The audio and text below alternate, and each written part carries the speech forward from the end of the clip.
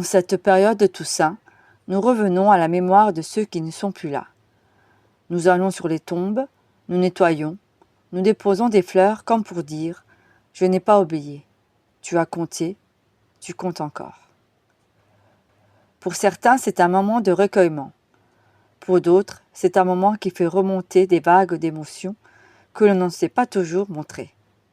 Par pudeur, par peur de paraître faible, par habitude aussi. Pourtant, ressentir est une preuve de vie. Ce qui ne sort pas, ce qui n'est pas exprimé, le corps finit par nous le rappeler. La gorge se serre, l'estomac se noue, c'est ce qui n'a pas pu être dit et ce qui n'a pas encore été digéré. Le deuil n'est pas un état, c'est un chemin. Il se construit chaque jour dans le silence, parfois dans la compréhension, parfois dans la fatigue.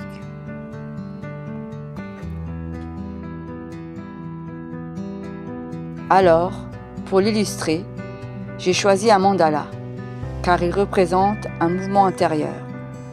Il ne s'agit pas de guérir ou d'effacer, mais d'accompagner ce qui vit en nous.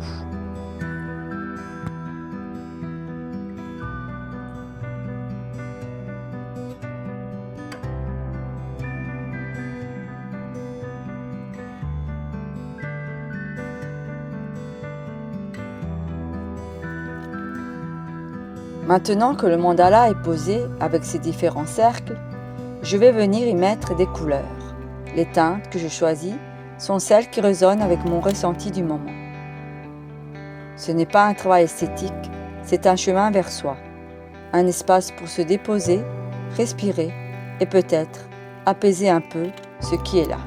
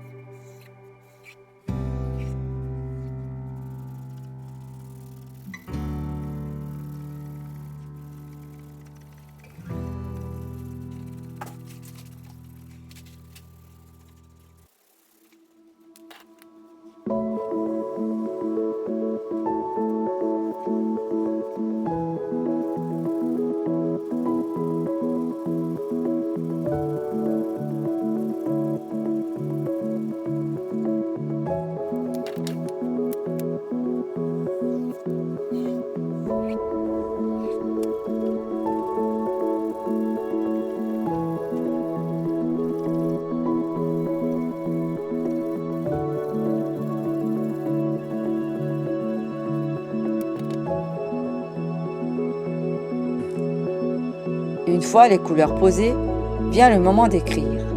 Ces mots viennent se déposer sur chaque cercle, en lien avec ce qu'ils représentent.